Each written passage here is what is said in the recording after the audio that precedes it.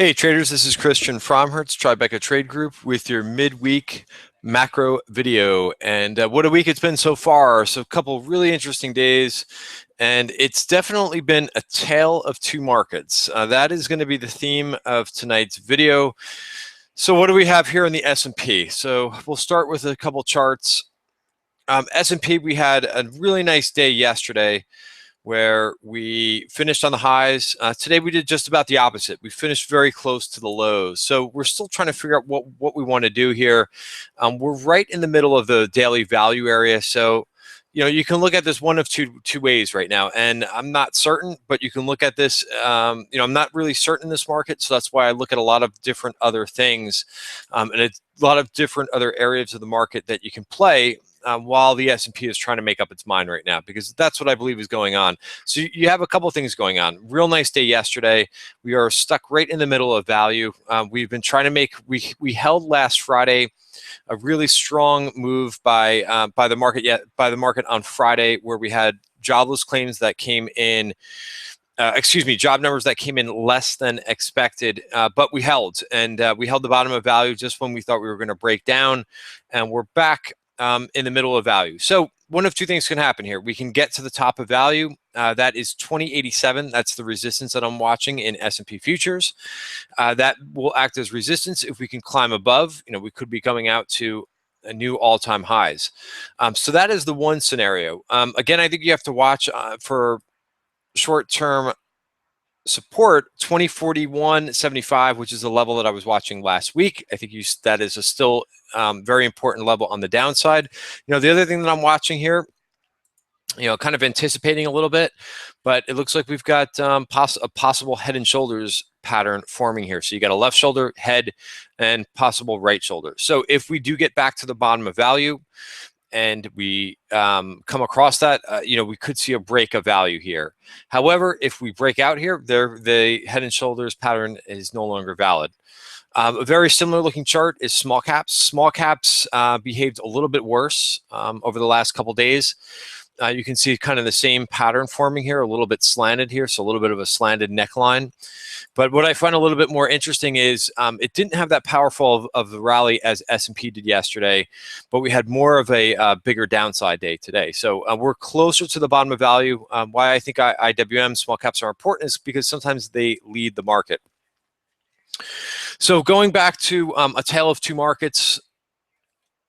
Now, one of the things that I find particularly interesting, I talked quite a bit about this last week. There was about $14 billion of equity outflows in the ETF, equity ETFs last week. We're continuing to see that trickle through. We've been seeing the last couple of days another billion here, another billion there. What I saw in particular today was, anytime that there's been a move lower in gold, we get a lot of dip buyers that come into the gold market. So, and it's not just happening in straight GLD. These are all the gold ETFs that I can possibly think of. NUGT, as far as being bullish, GDX, GDXJ, IAU, these are all seeing inflows. This is sorted by the biggest daily inflows. So this happened yesterday, which was Tuesday's activity. But you could see, gold has been weak the last couple of days leading up to today, and we saw it rally. On the flip side, what's seeing outflows?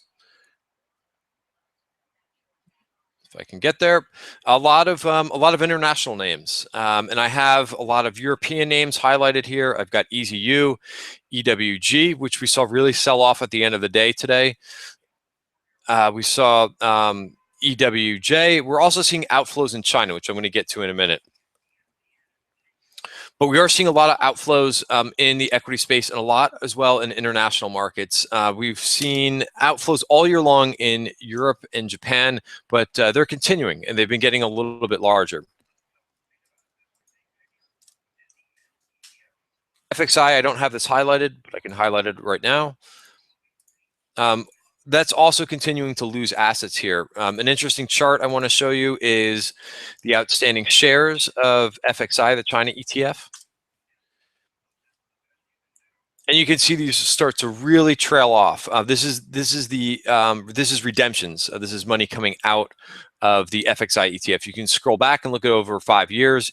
You can zoom in a little bit, And you could see that money is starting to come out. For a while, we didn't really see this back from, I'd say the beginning of the year till about March, and all of a sudden we're seeing a lot of money come out of the XFI ETF. We've also seen a little bit of unusual option activity. We've seen some bullish plays go up. I am short FXI. Looking at this on the weekly chart,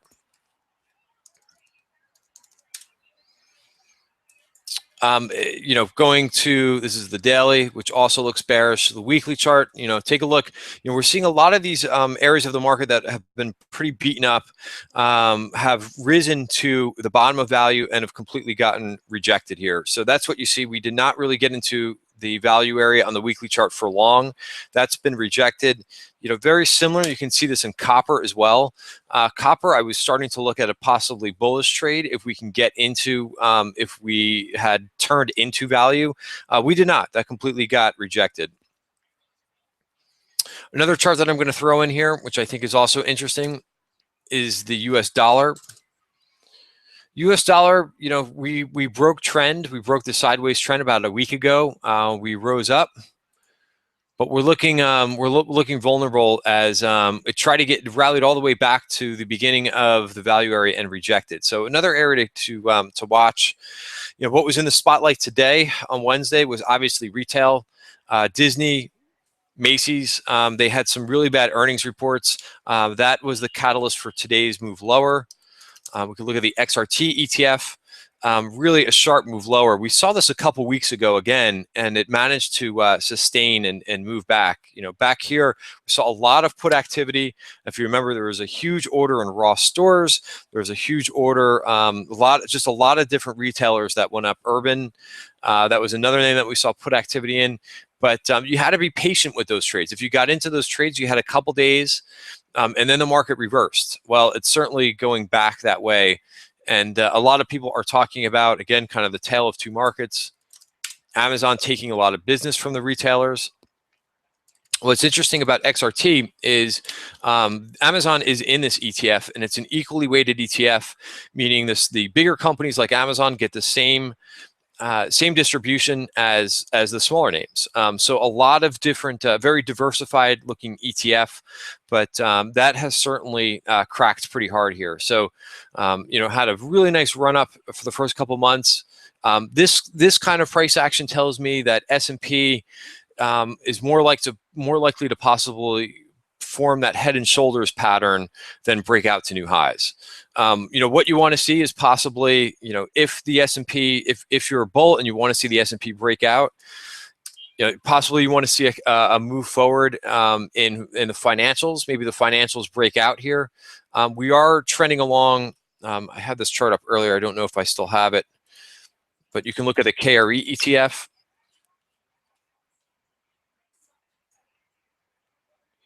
And you can actually draw a trend line here. So this is positive. It did hold here, and it seems to be rising up here. So a nice hold a couple days ago, and KRE started to move down, but starting to bounce here. I would watch the 200-day moving average next in the regional bank ETF. And then the other side of the market, what's going well? Energy. Oil is back. Almost back to 2016 high.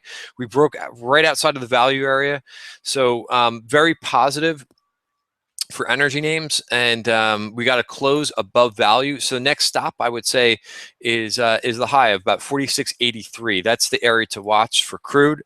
So again, you can position yourself. You don't necessarily have to be straight long or short the market. There's plenty of opportunities in this space to be long certain sectors and short other sectors. We've got relative strength. We've got relative weakness going on. So a lot of opportunities, in terms of option activity. So some few notable trades. GGP, which is General Growth Properties. If no one is going to the malls, the names that rent that space out, like General Growth Properties, really took a big hit today. What has been a really built up sector is the REITs. They recently broke out, and it looks like they're failing here. So what I would watch, what I like doing up here is possibly selling call spreads above the high. I think REITs are going to have a difficult time if retail remains weak. You can also watch the top of value here. So if we break into value, we could see this move down. There's been a lot of money that has been going into names like VNQ, which is the other REIT ETF, and IYR. So I think they are due for a little bit of a pullback. We did see a bullish play in IYR today as well. Big roll of a position going from June to July. So it looks like this position was unwound, IYR. The June 74 puts, and they went out to the IYR July 75 puts. Other names that were interesting today in terms of option activity, really interesting spread that has gone up in T-Mobile going out to January. 50,000 of these. It looks like someone is buying the January 50 calls and selling the 55 calls. They did this yesterday. Notice the size of this, 50,000. Let me bring up yesterday's activity. They also did 40,000 yesterday too. So this was on Tuesday. Same exact spread. So they've got close to 100,000 of these spreads on now. Other activity, we talked about gold. I still like gold here. Very interesting spread that went up today. 40,000 of these. It looks like they bought. This is not this January. This is the following January. This is really far away. This is the 190-200s. So just as with any option trade, you don't necessarily have to follow this particular trade. You just want to take it for what it is. Someone is basically, they're bullish gold, and they're going all the way out from not this year but to next year. So I think you can continue to buy gold on the dips. Just as the last couple of days, it took a little bit of a breather after running up. And it tested the top of value and is bouncing. So a real nice buy signal in gold. I do like this space. You can also look at the miners. XME is another name to watch. It did move down the last week, but this has a lot of steel names, and it has a lot of mining, including gold miners in it. Next up on the list in terms of unusual option trades, a couple trades in the healthcare space. Another canary in the coal mine. Take a look at what's happening in XBI. There's no major news in biotech today. Take a look at what it did today, down 3.5%. So almost as down as much as XRT, and XRT had catalysts, retail had catalysts. There was no catalyst for biotech, but it seems like, this is something to keep an eye on, considering what happened here in the beginning of the year was a huge, massive unwind of biotech. There's a lot of money that has already come out of biotech, but it still looks like something is not right here. It still looks like, when there's a little bit of fear of the market, these names go down very quickly. So keep that as well on your charts. However, we did see some quality buying. AGN, there was an interesting play in this today. It looks like the June 230 calls were purchased, and they sold some 235 calls. This wasn't done exactly in tandem, not at the same time frame, but you can make this spread yourself. 230, 235 in June, I think makes sense. It's had a nice, real nice earnings call, and I can see this thing getting to the top of value. So I do like that trade as well in AGN. So you don't, while we're looking at these macro charts, you don't necessarily have to be a complete bull or bear. I think there's opportunities in single names right here. I think it's definitely a stock picker's market. Also, a beaten up name that had good earnings as well was HCNP, new opening August 17 call buyer in that space. We did see a lot of action before today's oil inventory numbers. Big buyer of USO. They bought these in different lots today. They also went and bought some HollyFrontier right before the Department of Energy numbers. So that's it for today's macro call. Again, I think it's a tale of two markets. You can find things on the short side, find things on the long side. And so that's it. And thank you very much, and have a good rest of the week. A couple other things to watch this week. Just if you thought that was it for retail, we've got a lot more retail fireworks going on later in the week. I can pull up here equity index. Let me bring up the underlying index for retail. And you can see we have Kohl's, we have Dillard's, we have Nordstrom's, we have JCPenney, Urban Outfitters. Also, you have a big retail sales report due out on Friday. So there are going to be other opportunities. Some of these names really got creamed today. I was looking for a name that I could get into cheaply to possibly play a reversion. I did that with Target calls, weekly calls. I bought the 77 calls for 23 cents today. Just looking for a play, kind of a blood in the streets type play where these names really got smoked, and looking for more of a best of breed name. So I went in and bought for a reversion trade. Don't know if that's exactly going to work, but I'm not risking a lot of money. I'm risking 23 cents on a reversion trade, considering that we've got a lot of events going on in retail for the rest of the week. So that'll be my final trade for the video. Have a great rest of the week. Thank you.